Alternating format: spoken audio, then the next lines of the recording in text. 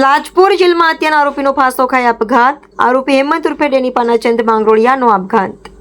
લાજપોર મધ્યસ્થ જેલમાં high security yard number 42માં હત્યાના ગુનાના આરોપીએ ફાંસો ખાઈ આપઘાત કરી લીધો.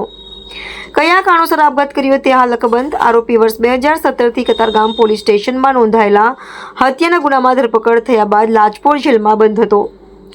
લાજપોર મધ્યસ્થ જેલમાં હાઈ સિક્યુરિટી યાર્ડ નંબર 42માં આરોપી હેમંત ઉર્ફે ડેની પાના ચંદ્ર માંગરોળિયા હતા. રાત્રે 8:20 વાગ્યાના અરસામાં બેભાન હાલતમાં હતા. દરમિયાન ત્યાં જેલ કર્મચારીઓ સિક્યુરિટી યાર્ડમાં રાઉન્ડ ગયા ત્યારે જાણ થઈ. મારું નામ અમિત પાનાચંદ માંગરોળિયા છે. અમિતભાઈ, શું ઘટના બની છે? કેવી રીતે તમને જાણ થઈ?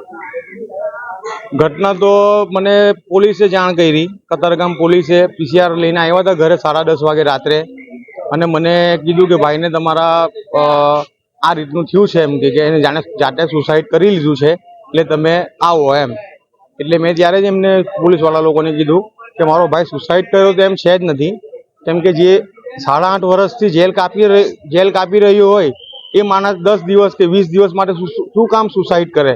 એ 20 દિવસની અંદર છૂટવાનો હતો, અમારો ઓર્ડર હતો, અમે 20 દિવસમાં એ છૂટવાનો હતો, અને એની પર કોઈ ગુનો જ નહીં હતો.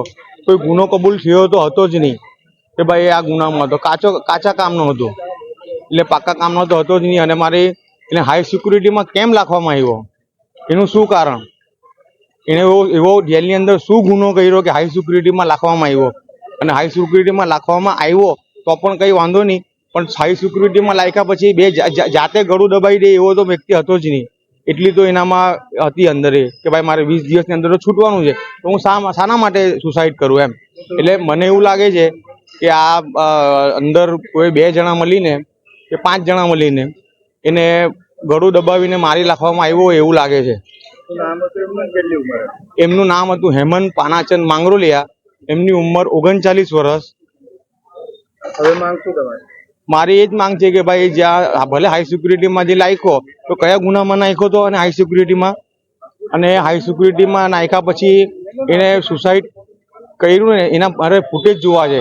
એ જીવિત હતો ત્યારથી, અને જાતે સુસાઇડ કર્યું ને એટલે સમજી લો કે 5 મિનિટનો કે 10 મિનિટનું એને ગળું દબાવ્યું હોય, તો એ મારે 5 થી 10 મિનિટનો વિડીયો જોવો છે.